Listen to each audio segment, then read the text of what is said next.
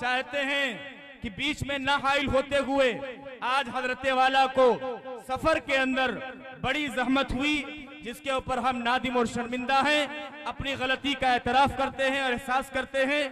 اب میں چاہتا ہوں کہ اس بلند و بالا شخصیت اور اس عظیم محدث اور اس عظیم ذمہ دار کو آپ کے سامنے روبرو کروں۔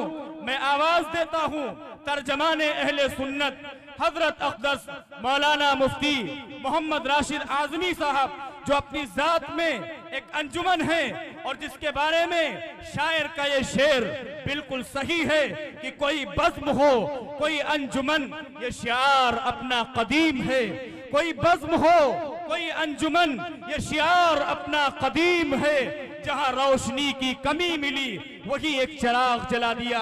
اس شعر کے ساتھ میں درخواست کرتا ہوں حضرت اقدس مولانا مفتی محمد راشد صاحب اعظمی دامت برکاتہم العالیہ سے کہ حضرت والا اپنے ایمانی اور عرفانی بیان سے ہم سامعین کو مستفید فرمائے۔ شکایتیں اندر سے آ رہی ہیں۔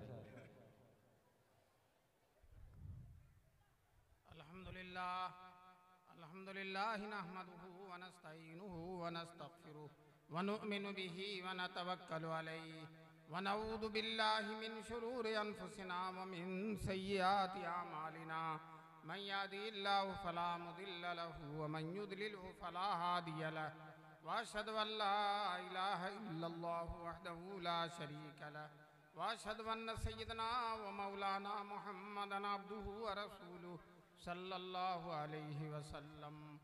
اعوذ باللہ من الشیطان الرجیم، بسم اللہ الرحمن الرحیم۔ لا تحرک به لسانک لتعجل به ان علینا جمعہ وقرآنہ فاذا قرأناہ فاتبع قرآنہ ثم ان علینا بیانہ۔ صدق اللہ العلی العظیم۔ وقال النبی صلی اللہ علیہ وسلم الماہر بالقرآن مع السفرة الكرام بررہ، او کما قال النبی صلی اللہ علیہ وسلم۔ وقرآن جو غذا بھی ہے، دوا بھی ہے، شفا بھی ہے۔ وقرآن جو غذا بھی ہے، دوا بھی ہے، شفا بھی ہے، اسی سے ہوتی ہیں سب طے منازل ہائے عرفانی۔ حضرت صدر جلسہ، معزز اور محترم علماء کرام، محترم بزرگوں اور دوستوں، نوجوانان ملت، نیک مائیں اور بہنیں، اللہ کا کرم ہے، احسان ہے کہ اللہ تبارک تعالیٰ نے ہم سب کو مدرسہ شمس العلوم پینتے پور کے اس عظیم الشان جلسہ دستار بندی میں شریک ہونے کا موقع نصیب فرمایا۔ دوستو، اس میں تو کچھ لوگ وہ ہیں جن کی پگڑی بندھے گی اور کچھ لوگ وہ ہیں جو پگڑی باندھیں گے اور کچھ لوگ وہ ہیں جو پگڑی باندھنے کا منظر دیکھیں گے اور چوتھے لوگ وہ ہیں جو طے کر لیں گے کہ انشاءاللہ کسی نہ کسی نے ہمارے بھی بیٹے پوتے نواسے کی پگڑی بندھے گی انشاءاللہ۔ یہ جلسہ دستار بندی، اس کا مقصد یہ ہوتا ہے کہ جو حفاظ قرآن ہیں ان کی حوصلہ افزائی کی جائے، ان کو خوش کیا جائے، ان کا اعزاز و اکرام کیا جائے، اس لیے کہ جو صاحب قرآن کا اعزاز کرتا ہے اللہ تعالیٰ اس کا اعزاز کرتے ہیں۔ کیوں؟ قرآن اللہ کا کلام ہے، کلام اللہ خرج منہ، اللہ کا کلام ہے جو اللہ کی ذات سے نکلا ہے۔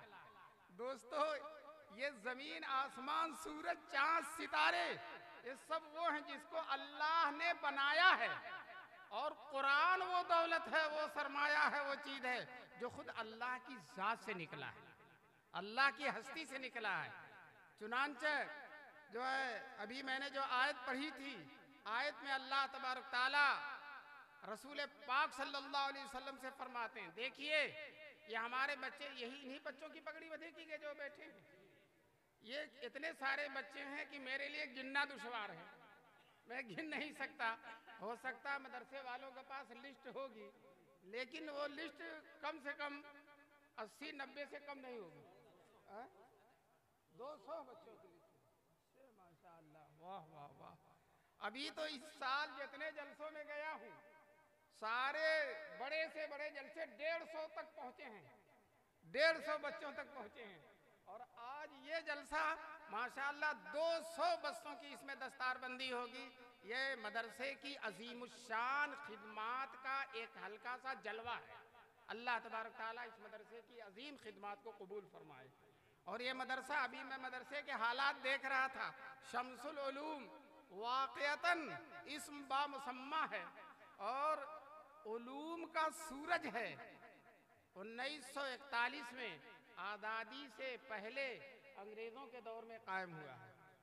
اس مدرسے اور دارالعلوم دیوبند کی میں یہ مناسبت ہے کہ دارالعلوم دیوبند بھی انگریزوں ہی کے دور میں قائم ہوا اور یہ مدرسہ بھی انگریزوں ہی کے دور میں قائم ہوا، اور انگریزوں نے دارالعلوم دیوبند کو ختم کرنے کے لیے، دارالعلوم دیوبند کو مٹانے کے لیے، برباد کرنے کے لیے ایڑی اور چوٹی کا زور لگایا تھا، ایڑی اور چوٹی کا زور لگایا تھا۔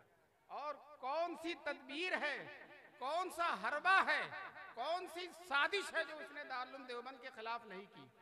لیکن دوستو، دارالعلوم دیوبند کو انگریز ختم کرنا چاہتا تھا۔ میں آپ سے پوچھنا چاہتا ہوں، دارالعلوم دیوبند ختم ہوا یا انگریز ہی ختم ہو گیا؟ انگریز ہی ختم ہو گیا۔ دوستو، اس کاخ فقیری کے آگے شاہوں کے محل جھک جاتے ہیں۔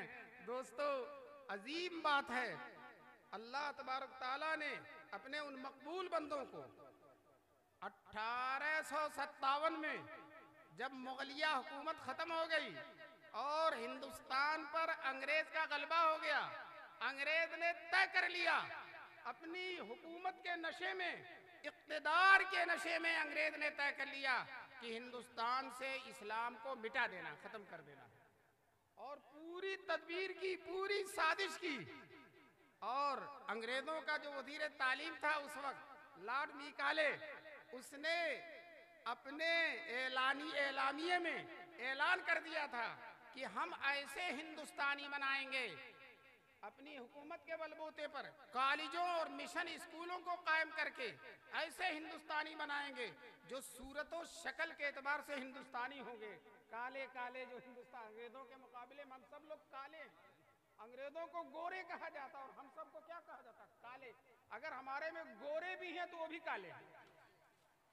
چنانچہ یہی دو تعبیر تھی، گوروں کی اور کالوں کی۔ تو انگریز نے، لارڈ میکالے نے اعلان کر دیا ہم ایسے ہندوستانی بنائیں گے جو صورت شکل کے اعتبار سے ہندوستانی ہوں گے اور ذہن و دماغ کے اعتبار سے انگلستانی ہوں گے، بدل دیں گے۔ چنانچہ اکبر الہ آبادی کہتے ہیں توپ کھسکی پروفیسر آئے۔ پہلے تو انگریز ہم کو توپ سے مارنا چاہتا تھا، لیکن توپوں سے نہیں مار سکا، ختم نہیں کر سکا، تو انگلینڈ سے بڑے بڑے پروفیسر آتے تھے۔ کیوں آتے تھے؟ توپ کھسکی پروفیسر آئے۔ جب بسولا گیا تو رندہ ہے، بسولا گیا تو رندہ ہے، لیکن دوستو بسولا بھی کچھ کام نہیں کر سکا اور رندہ بھی کچھ کام نہیں کر سکا۔ لارڈ میکالے نے جو اعلان کیا تھا ایسے ہندوستانی بنائیں گے جو صورت شکل کے اعتبار سے ہندوستانی ہوں گے اور ذہن و دماغ کے اعتبار سے انگریز ہوں گے۔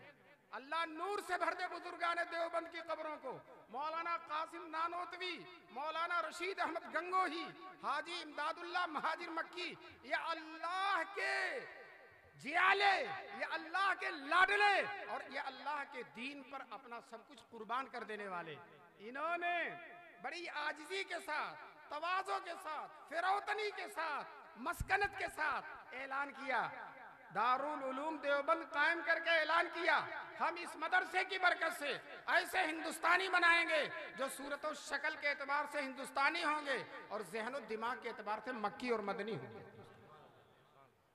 دوستو بتاؤ آج ہم مکی اور مدنی ہیں کہ نہیں ہیں؟ آج مہنگائی بہت زیادہ ہے اور جو ہر طرح کی پریشانی ہے، لیکن آج کل حج و عمرہ جتنا کر رہے ہیں کبھی بھی نہیں کرتے تھے۔ آج کل جس کو دیکھو عمرے کو جا رہا ہے، مسافہ کر رہا ہے۔ کیوں بھائی عمرے کو جا رہا ہے؟ کس کے ساتھ؟ پورے خاندان والوں کے ساتھ جا رہا ہے۔ تو بہرحال ذہن و دماغ کو جو ہمارے بزرگوں نے کہا تھا مکی اور مدنی بنائیں گے، تو بالکل یہ صحیح ہے۔ آج ہر مسلمان ہندوستان کا वतन की मोहब्बत रखता है हिंदुस्तान से, लेकिन उसके दिली जज्बात आज भी हरमैन के साथ, मक्का और मदीने के साथ हैं। और मुसलमान कहता है कि मदीना जाऊं फिर आऊं, मदीना फिर जाऊं, मदीना जाऊं फिर आऊं, मदीना फिर जाऊं, तमाम उम्र इसी में तमाम हो जाए। और कहता है बुला लो जल्द मदीना की है अमीर को खौफ, कहीं न उम्र दो रोजा तमाम हो जाए, जिंदगी ही में मुझे मदीना बुला लीजिए। दोस्तों अल्हम्दुलिल्लाह दारुल उलूम देवबंद और इसके अंदाज पर खुलने वाले मदारिस मुल्क में चप्पे चप्पे में मुख्तलिफ जिहत से खिदमत कर रहे हैं। कोई दारुल देवबंद के निसाब पर है और कोई दूसरे निसाब पर है, ये भी निसाब कामयाब है और वो भी निसाब कामयाब है, और हर एक अपनी अपनी जिहत से खिदमत को अंजाम दे रहा है। और हमारा दीन बड़ा वसी दीन है, एक जिहत नहीं है, मुख्तलिफुल जिहाद है। दोस्तों हमारे दीन में मुहद्दिस भी है, फकीह भी है, मुफस्सिर भी है, मुजाहिद भी है, और वाइज भी है, आलिम रब्बानी भी है, शेख तरीक़त भी है। मुख्तलिफ जिहतों से दीन की खिदमत अंजाम हो रही है। बहरहाल मैं अर्ज ये कर रहा था, 1857 के बाद जब अंग्रेज हावी हो गया तो अल्लाह के इन मकबूल बंदों ने रातों में उठ उठ कर तहज्जुद के वक्त गर्म आंसू बहाए, रोए, बारे इलाहा इस मुल्क में इस्लाम की हिफाजत की कोई सबील पैदा फरमा दे। दोस्तों आहे सेहरगाही चुनांचे जब दारुल देवबंद कायम हुआ तो हाजी इमदादुल्लाह रहमतुल्लाह अलैह मक्का जा चुके थे। दारुल देवबंद के मोहतमिम ने खत लिखा, हाजी साहब हमारे मदरसे के लिए दुआ कीजिए, हाजी इमदादुल्लाह से। हाजी इमदादुल्लाह ने वहां से जवाब लिखा, तुम अपना मदरसा कहते हो, कितनी पेशानियां रगड़ी गई हैं, कितने गर्म आंसू बहाए गए हैं जब जाकर ये मदरसा कायम हुआ। ये मदरसा पूरी मिल्लत का मदरसा है, आलिम इस्लाम का मदरसा है, सिर्फ तुम्हारा मदरसा नहीं है। दोस्तों 10 साल तक मुसलसल रोते रहे। 10 साल के बाद सबके दिल में इजमाई इल्हाम हुआ। एक साथ औलिया अल्लाह के दिल में इल्हाम, कारी तैयब साहब रहमतुल्लाह अलैह जो दारुल देवबंद के मोहतमिम हैं, वो कहते हैं इज्तिमाई इल्हाम हुआ और वो अल्लाह वाले इकट्ठा हुए, अपने इल्हाम का तबादला किया। इल्हाम दिल की आवाज होती है, उसकी कोई अल्फाज नहीं होते। चुनांचे तरह तरह से लोगों ने ताबीर की। किसी ने कहा मैंने ख्वाब देखा है कि एक मदरसा कायम किया जाए, किसी ने कहा मुझे इल्हाम हुआ कि मदरसा कायम किया जाए, किसी ने कहा मेरे दिल में यह बात डाली गई कि मदरसा कायम किया जाए।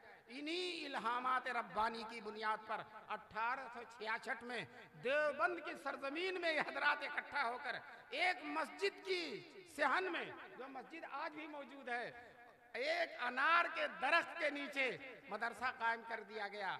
उस्ताद एक है, शागिर्द भी एक है। उस्ताद का भी नाम महमूद है और शागिर्द का भी नाम महमूद है, और अल्हम्दुलिल्लाह पूरे मदरसे के कारनामे भी महमूद हैं। आज 150 साल से पूरी दुनिया में दारुल देवबंद के लोग हर तरह से खिदमत को अंजाम दे रहे हैं। तो कोई रात नहीं खाली है, कोई दिन नहीं खाली है, कोई मिनट और सेकंड नहीं खाली है पूरे 150 साल में कि देवबंद के फारिगीन दुनिया के चप्पे चप्पे में फैलकर दीन की खिदमत ना अंजाम दे रहे हैं। दारुल देवबंद के बानी मौलाना कासिम नानोतवी रहमतुल्लाह अलैह, बचपन में उन्होंने ख्वाब देखा था, मैं खाने काबा की छत पर हूँ और मेरे जिस्म से दूध की नहरें निकल कर हर तरफ जा रही हैं। किसी आरिफ कामिल ने इस ख्वाब की ताबीर बतलाई थी, ये बच्चा बड़ा होकर हुजूर पाक सल्लल्लाहु अलैहि वसल्लम के दीन की ऐसी खिदमत करेगा जिसका फैज़ पूरी दुनिया में पहुंचेगा। खाने काबा से जो फैज़ चलता है वो पूरे आलम में पहुंचता है। दोस्तों देवबंद में इमाम हरम तशरीफ लाए थे। अपनी तकरीर में उन्होंने कहा, मैं इमाम हरम होने की हैसियत से दुनिया के हर मुल्क में गया, जहाँ जहाँ गया मुझे दारुल उलूम देवबंद का फैज़ सूरज और चांद की तरह चमकता हुआ नजर आया। पूरी दुनिया में वास्ता बिलवास्ता हर जगह दीन की खिदमत हो रही है। दोस्तों अभी दारुल देवबंद में बहुत बड़े मुहद्दिस हैं, शेखुल इस्लाम के शागिर्द हैं हजरत मौलाना नेमतुल्लाह साहब। 95 साल की उम्र है, मलेशिया माशाल्लाह होश और हवास तवाना है, और लोग 1 घंटा पढ़ाते हैं, मौलाना 1.5 घंटा पढ़ाते हैं, और जो है दूसरे के घंटे में भी पता ही नहीं चलता, ऐसी बेखुदी होती है कि पढ़ाते चले जाते हैं। वो कहते हैं मौलाना नेमतुल्लाह साहब के साथ उनका खादिम बनकर मैं फीजी गया। दुनिया का सबसे पहला मुल्क है, सबसे वहीं से सूरज सबसे पहले निकलता, उसी की मस्जिद में सबसे पहले फजर की नमाज होती है। चलते रहे 14 گھنٹے تک مسلسل جہاز چلتا رہا، لگتا تھا کہ اترے ہی گئے نہیں، پیر میں ورم ہو گیا۔ دوستو جب اس جزیرے میں پہنچتے ہیں تو ایئرپورٹ پر اترتے ہیں تو مولوی شکل دیکھ کر، وہ غیر مسلمان نہیں، عیسائی ہے، جب ہم نے چیکنگ کے لیے ہاتھ اٹھایا تو اس نے کہا نیچے کر لیے ہاتھ، آپ کا چیک نہیں کیا جائے، آپ کو چیک نہیں کیا جائے۔ جب اس جزیرے میں پہنچے، 3 جزیرے ہیں، تو دیکھا دورے کے مدرسے ہیں اور طلبہ پڑھ رہے ہیں، اساتذہ پڑھا رہے ہیں۔ ہم نے ان اساتذہ سے پوچھا حضرات آپ لوگ کہاں سے پڑھ کر آئے ہیں؟ کہنے لگے دارالعلوم دیوبند سے پڑھ کر آئے۔ اڑائے کچھ ورق نرگس نے، کچھ لالے نے، کچھ گل نے، چمن میں ہر طرف بکھری ہوئی ہے داستاں میری، چمن میں ہر طرف بکھری ہوئی ہے داستاں میری۔ دوستو جب مدرسہ چلتا رہا، مسجد کے صحن میں چلتا رہا، لیکن مولانا قاسم نانوتوی رحمۃ اللہ علیہ نے کہا کہ یہ طلبہ آزاد ہوتے ہیں، مسجد ہی میں چلتا رہے گا تو کبھی چٹائی پھٹی رہے گی، کبھی لوٹا ٹوٹا رہے گا۔ ہم یہ آج کل کے طلبہ سے کہتے ہیں تم پریشان نہ ہو، تم ہی شریر نہیں ہو، پہلے کے طلبہ بھی شریر ہوتے طلبہ تو۔ مولانا قاسم نانوتوی نے کہا کہ مسجد میں نہیں مدرسہ، اس کی الگ سے عمارت ہونا چاہیے۔ چنانچہ اعلان ہو گیا فلاں دن جمعے کو مولانا قاسم نانوتوی کا واز ہوگا اور واز کے بعد مدرسے کی بنیاد رکھی جائے گی۔ دوستو مولانا قاسم نانوتوی کی شہرت بہت تھی، واز سننے کے لیے دور دور سے لوگ آئے اور مسجد بھر گئی اور کافی مجمع اکٹھا ہو گیا۔ کہتے ہیں اس اطراف کے جتنے اولیاء اللہ تھے سب اکٹھا ہو گئے اور نماز کے بعد مولانا قاسم نانوتوی نے اعلان کیا کہ بزرگوں مدرسے کی بنیاد رکھی جائے گی، مدرسے کی بنیاد رکھی جائے گی۔ اور یہ بتانے میں کہنے میں مجھے کوئی تکلف نہیں ہے، جس دن بنیاد رکھی جانی ہے رات میں محتمم صاحب نے خواب دیکھا کہ رسول پاک صلی اللہ علیہ وسلم اپنے عصائے مبارک سے نشان بنا رہے ہیں کہ اس مدرسے کی بنیاد یہی رکھی جائے۔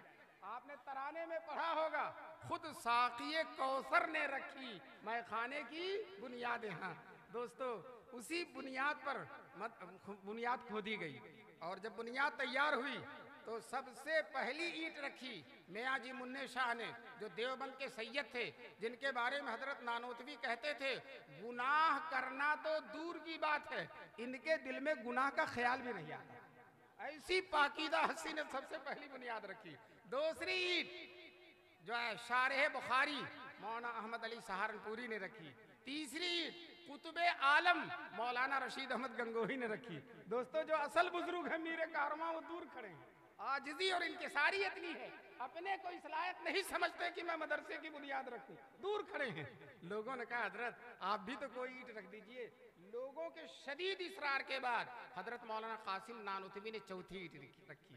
پھر ان اللہ والوں نے رو رو کے دعا کیا بار الہا اس خطرناک حالات میں، اس انتہائی ایمان کش فضا میں ہم نے دین کے سلسلے میں جو کر سکتے تھے کر دیا، مدرسے کو کھول دیا، بار الہا اس مدرسے کو پروان چڑھانا آپ کی بات ہے۔ دوستو مدرسے کو اللہ نے ایسی ترقی دی، ایسی ترقی دی، پہلے ہی سال محرم میں مدرسہ کھلتا ہے، انگریزی مہینہ مئی ہے اور عربی مہینہ محرم ہے، محرم میں مدرسہ کھلتا ہے اور سفر اور اسی طرح ربیع الاول ربیع الثانی شعبان آتے آتے دورے تک کی تعلیم ہے، دورے تک کی۔ اور طلبہ صرف دیوبند کے نہیں، سمرقند و بخارا کے، کابل و قندھار کے، افغانستان کے، ایران کے، دور دراز کے طلبہ آگئے۔ اس زمانے میں نہ ریڈیو نہ ٹیلی ویژن نہ اخبار، لیکن اللہ کی رحمت کے فرشتوں نے ہر جگہ خبر کر دی اے علوم نبوت کے پروانوں چلو دیوبند میں علوم نبوت کا چراغ جل گیا۔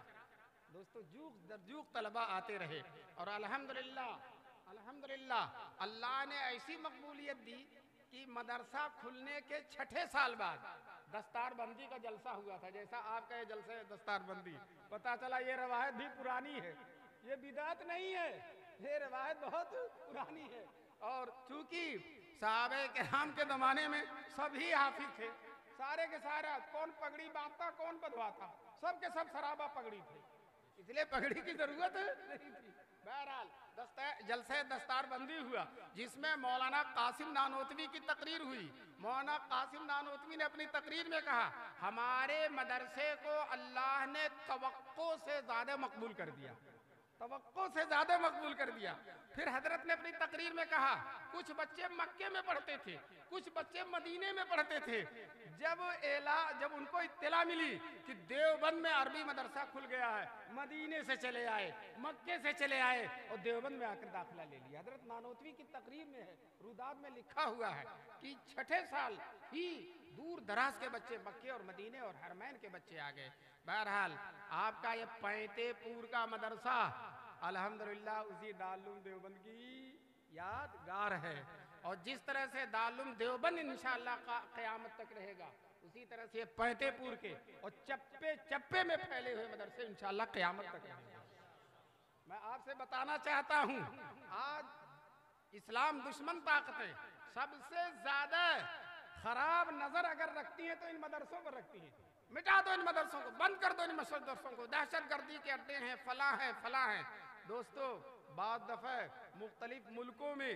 مختلف ملکوں کے وزرائے خارجہ اکٹھا ہوتے ہیں, یورپ ملکوں کے, اور ان کی میٹنگ ہوتی ہے, اور میٹنگ میں یہ تجویز پاس ہوتی ہے ان مدرسوں کو مٹا دو. رات بھر میٹنگ کرتے ہیں, صبح الحمدللہ کوئی مدرسہ بند نہیں ہوتا, 150 مدرسے کھل جاتے ہیں. جو لوگ مدرسوں کی بنیاد رکھنے والے ہیں وہ بنیاد رکھتے رکھتے تھک جاتے ہیں. یہاں مدرسہ, وہاں مدرسہ, وہاں مدرسہ, اور بنیاد رکھ کر جاؤ اور 3 سال کے بعد آؤ تو دیکھو شاندار عمارت موجود ہے. دوستو ان مدرسوں کو کوئی مٹا نہیں سکتا. ہمارے حضور صلی اللہ علیہ وسلم نے عرفات کے میدان میں جب آپ نے آخری حج کیا تھا جس کا نام حجۃ الوداع ہے, اور پوری دنیا میں حج مشہور ہے, اس سے پہلے اور اس کے بعد اتنا بڑا حج ہوا ہی نہیں تھا. اس حج میں حضور موجود ہیں, اور حضور کے جلو میں دامن میں ارد گرد 1 لاکھ جانثار موجود ہیں, 1 لاکھ صحابہ موجود ہیں. دوستو اتنے زیادہ صحابی حضور کے ساتھ, یہ دنیا کی تاریخ میں ایسا حج ہوا ہی نہیں. حضور نے اونٹنی پر بیٹھ کر خطبہ دیا تھا, اور 1 لاکھ کا مجمع تھا, اور دوستو مائک نہیں تھا. آج تو یہ مائک میں ادھر بول دوں تو آواز ہی نہیں جاتی, اور مائک نہیں تھا, اور دور والا نزدیک والا جیسے سنتا تھا دور والا بھی ویسے ہی سنتا تھا. یہ معجزہ تھا جناب رسول پاک صلی اللہ علیہ وسلم. تقریر کے بعد, خطبے کے بعد, خطبہ آپ پڑھ لیجئے کتنا جاندار ہے, قیامت تک آنے والی ساری ضرورتوں کو بیان کر دیا رسول پاک صلی اللہ علیہ وسلم. الہامی خطبہ ہے, معجزہ ہے وہ خطبہ رسول پاک صلی اللہ علیہ وسلم کا. اس کے بعد اتر کر اٹھنے سے دعا فرمائی, بڑی خشوع خضوع سے, بہت ساری دعائیں, جس میں خاص دعا یہ تھی, اے اللہ میری یہ امت جو آج ٹھاٹھے مارتا ہوا سمندر نظر آ رہا ہے, یہ امت قیامت تک باقی رہے. دعا کیا تھا قیامت تک کوئی ظالم و جابر میری امت کو ختم نہ کر سکے, یہ دعا کی تھی رسول پاک صلی اللہ علیہ وسلم. ابھی دعا کر کے فارغ ہوئے, جبریل بشارت لے کر آگئے اللہ کی طرف سے, میرے محبوب آپ کی دعا قبول ہے, میرے محبوب آپ کی دعا قبول ہے. دوستو اس مقبول دعا کے بلبوتے پہ کہتا ہوں, اس ملک میں, اس دنیا میں, اس کائنات میں, اس صفحہ ہستی پر کوئی رہے یا نہ رہے, ہم تو قیامت تک رہیں گے انشاءاللہ. ہم تو قیامت تک, ہمارے سر پر دعا ہے جناب رسول پاک صلی اللہ علیہ وسلم کی. اور دوستو حالات اس سے زیادہ خراب کیا آئیں گے, لیکن کیا ہم مٹ گئے؟ اتنے سارے بچے حافظ ہو رہے ہیں, اور آج اگر ملک میں 70,000 حافظ ہیں تو آئندہ سال انشاءاللہ 90,000 حافظ ہو جائیں گے. اور اتنے حافظ کہ پگڑی باندھتے باندھتے علماء کرام تھک جاتے ہیں. مدرسے والوں سے کہا جاتا ذرا جلدی دستار بندی کا جلسہ کر لیا کرو, تھک جاتے ہیں. اتنے زیادہ حافظ. دوستو آج دنیا میں سب سے زیادہ تعداد عیسائیوں کی ہے, ان کے بہت سارے ایٹم بم ہے, ساری مادی قوتیں ان کے پاس ہیں, لیکن پوری دنیا میں ایک یہودی, بچہ, مرد, عورت, بوڑھا, جوان, ایک بھی انجیل کا حافظ نہیں. انجیل کا پتلی سی انجیل ہے, ہمارے ان بچوں کو دے دیجیے, 1 مہینے میں یاد کر کے کنارے کر دیں گے. اور اتنے سارے ہائی دماغ کہے جاتے ہیں, ایک بھی انجیل کا حافظ نہیں ہے. یہی حال ہے یہودیوں کا, ان سے ظلم جتنا چاہو کرا لو, بمباری جتنا چاہو کرا لو, دہشت جتنا چاہو پھیلا لو, لیکن دوستو ایک یہودی کو توریت یاد نہیں ہے.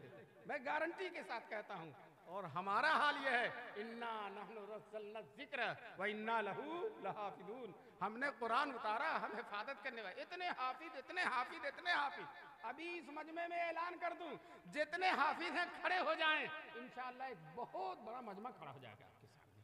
دوستو، انگریزوں نے اپنے زمانے میں لاکھ جتن کیا تھا قرآن کو اسلام کو مٹانے کے لیے۔ ایک ترکیب یہ بھی تھی، برطانیہ کے پارلیمنٹ میں منظور ہوا تھا کہ قرآن کو ختم کر دیا جائے۔ قرآن ختم ہو جائے گا تو مسلمان بھی ختم ہو جائے گا۔ اب قرآن کیسے ختم کریں؟ ان احمقوں کو پتہ نہیں کہ قرآن کی حفاظت کی ذمہ داری اللہ نے لی ہے۔ انہوں نے یہ کہا قرآن کو جلاؤ، چنانچہ پوری وزارت بنی، ہر جگہ محکمہ قائم ہوا، دفتر قائم ہوا، اور پولیس اور فوج کے لوگ قرآن مسجدوں اور گھروں میں چھاپے مار مار کر قرآن کو اکٹھا کرتے تھے، اور جب ڈھیر لگ جاتا تھا تو آگ لگاتے تھے۔ کیا اس لیے تنکوں کو اکٹھا کیا میں نے بن جائے گلستہ تو کوئی آگ لگا دے؟ وہ آگ لگا رہے تھے دوستو، انہی کو آگ لگ گئی، انہی کو آگ لگ گئی۔ تو یہ دیوبند کے قریب ایک قصبہ ہے، شہر ہے پانی پت، وہاں ہر گھر حافظ، ہر بچہ حافظ، اگر گھر میں 20 لوگ ہیں تو 20 حافظ۔ اب اس علاقے میں جو انگریز افسر قرآن جلانے کے لیے متعین تھا، ایک مسلمان زمیندار نے اس کی دعوت کی۔ وہ آیا دعوت کھانے، جب دعوت کھا چکا تو مسلمان میزبان نے کہا ہمارا دستور ہے کوئی معزز مہمان آتا تو ہم قرآن سناتے ہیں اس کو، آپ سنو گے؟ تو انگریز اپنی ٹوٹی پھوٹی اردو میں کہتا ہاں ہم سنے گا، ہاں ہم سنے۔ اس نے محلے کے چھوٹے چھوٹے چھوٹے بچوں کو اکٹھا کر دیا، 20 بچے، کہا یہ سب حافظ ہیں، جس سے چاہو سن لو۔ ایک چھوٹا سا بچہ انگریز نے کہا پڑھو، اس نے اعوذ باللہ بسم اللہ کے فرفار فرفار فرفار۔ دوستو، جب قرآن یاد ہوتا ہے تو پڑھنے میں اتنا مزہ آتا ہے، اتنا مزہ آتا ہے کہ طبیعت رکتی ہی نہیں ہے۔ اور مسلی جب حافظ پڑھتا چلا جاتا ہے فرفار فرفر، مسلی ایک پیر اٹھاتا نیچے رکھتا ہے، ایک پیر اٹھاتا نیچے رکھتا ہے، اور کمر پکڑتا ہے، اور حافظ کو پتہ ہی نہیں چلتا، پڑھتا چلا جاتا ہے۔ ہمارے طالب علمی کے زمانے میں جونپور میں ہم پڑھتے تھے تو اس وقت ایک حافظ ریل تھے، ریل کی طرح پڑھتے تھے، ایک حافظ انجن تھے، ان کے شاگرد تھے، وہ انجن کی طرح چلتے تھے۔ بہرحال یہ بچے نے فرفار فرفار فرنا شروع کیا، انگریز کی حالت خراب ہو گئی۔ میں قرآن کو جلاتا ہوں اور میرے ہی سامنے قرآن پڑھا جا رہا۔ اس نے دھوس جمانے کے لیے لڑکے سے کہا غلط پڑھ رہے ہو، غلط پڑھ رہے ہو۔ لڑکا سینہ تان کے کہتا چچا صحیح پڑھ رہا ہوں، تم غلط ٹوک رہے ہو۔ چھوٹے چھوٹے بچے، دوسرا بچہ، تیسرا بچہ، چوتھے بچے سب کھڑے ہو گئے اور کہا چچا تم غلط پڑھ رہے ہو، بچہ صحیح پڑھ رہا ہے۔ چچا کی حالت خراب ہو گئی۔ دوستو، اس دن سے طے کر لیا کہ ہم قرآن کے نسخوں کو تو جلا سکتے ہیں، لیکن ان معصوم سینوں سے قرآن کو ہم کیسے ختم کر سکتے ہیں؟ وہ تجوید ردی کی ٹوکری میں ڈال دی گئی۔ دوستو، قرآن کی شان مسلم شریف کی روایت ہے، حدیث قدسی ہے۔ اللہ تعالیٰ رسول پاک صلی اللہ علیہ وسلم سے فرماتے ہیں کہ اے نبی، میں آپ کو ایسا قرآن دوں گا جس کو کوئی پانی دھل نہیں سکتا، کوئی آگ جلا نہیں سکتی، اور جس کو سویا ہوا بھی پڑھے گا اور جاگا ہوا بھی پڑھے گا۔ دوستو ذرا سنیے گا، حدیث قدسی ہے مسلم سے، سویا ہوا بھی پڑھے گا اور جاگا ہوا۔ دنیا کی کتاب جاگا ہوا بھی نہیں پڑھتا، توریت انجیل کوئی پڑھتا ہی نہیں، اور سویا ہوا کیا پڑھے گا؟ لیکن جو لوگ حافظ ہیں، قرآن کی تلاوت کرتے ہیں، کبھی نیند میں اٹھتے ہیں تو دیکھتے ہوں گے والتین والزیتون ان کی زبان سے جاری، نیند میں پڑھے۔ ہمارے دارالعلوم دیوبند کے محتمم قاری طیب صاحب رحمۃ اللہ علیہ نیند میں 9 پارہ پڑھ گئے، ان کے حالات میں لکھا 9 پارہ پڑھ گئے۔ دوستو، قرآن کی یہ شان ہے، سویا ہوا بھی پڑھ رہا ہے، جاگا ہوا بھی پڑھ رہا ہے۔ میں اس مدرسے کے ذمہ داروں کو دل کی گہرائی سے مبارکبادی دیتا ہوں کہ آپ کی محنت سے، آپ کی تگ و دو سے، آپ کی کوشش سے قوم کے اتنے بچوں کے سینوں میں، نہا خانہ دل میں قرآن کی امانت محفوظ ہو گئی۔ یہ آپ کا بہترین کارنامہ ہے۔ پیتے پور کے لوگ، تمہارے لیے یہ سرمایہ سعادت ہے، تمہاری سرزمین پر یہ مدرسہ ہے جس مدرسے میں اتنے بچے قرآن کے حافظ ہو رہے ہیں، اور جو بچہ حافظ ہو جاتا اس کا سینہ جڑ جاتا ہے رسول پاک صلی اللہ علیہ وسلم کے سینے سے۔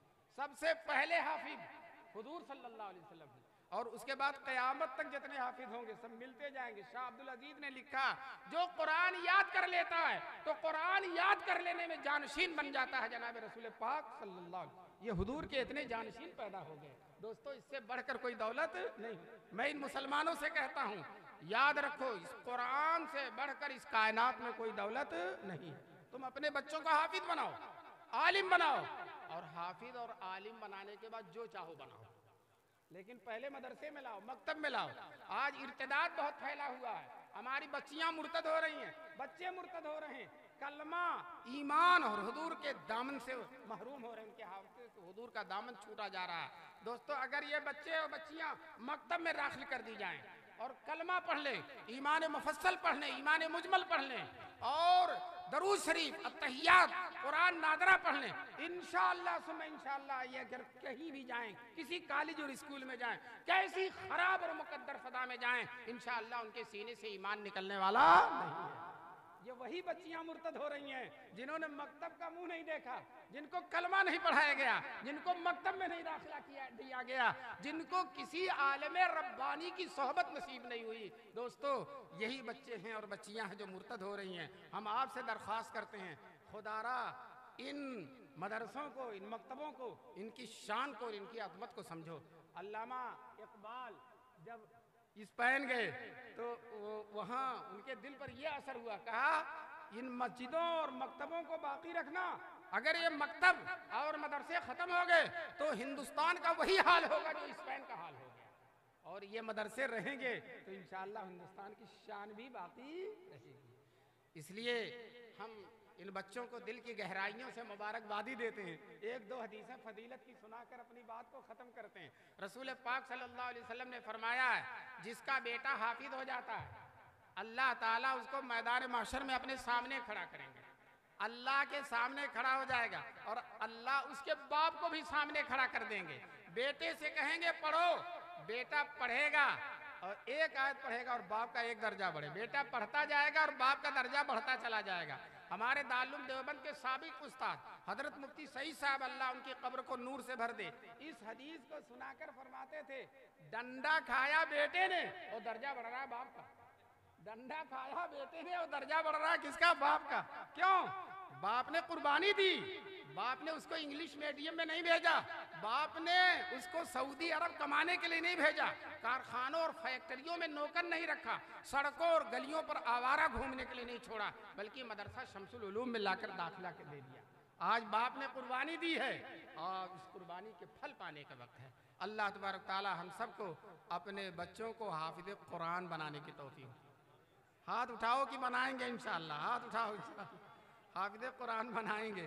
اور یاد رکھو کچھ لوگ کہتے ہیں حافظ ہو جائے گا تو کھائے گا کیا؟ 12,000 تنخواہ 10,000 کھائے گا کیا؟ میں آپ سے کہتا ہوں اللہ تعالیٰ عالموں اور حافظوں کو آج جو کھلا دیتا ہے 1.5 لاکھ تنخواہ پانے والے بھی وہ نہیں کھا سکتے.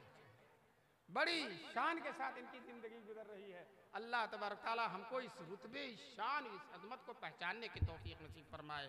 وآخر دعوانا ان الحمدللہ رب العالمین. مولانا شاہی صاحب نے بتایا ہوگا صبح سے آدم گڑھ سے چلتے چلتے اب آ کر یہاں پہنچے ہیں. یہ تو آپ کی برکت تھی، آپ کی توجہ تھی کہ اتنی دیر تک آپ کے سامنے بیان کر سکا اور آپ لوگوں نے غور سے سن لیا. اللہ تبارک تعالی آپ کے غور سے سننے اور محبت سے بات کو قبول کرنے کی کا بہترین بدلہ نصیب فرمائے. وآخر دعوانا ان الحمدللہ رب العالمین. اللہ تعالی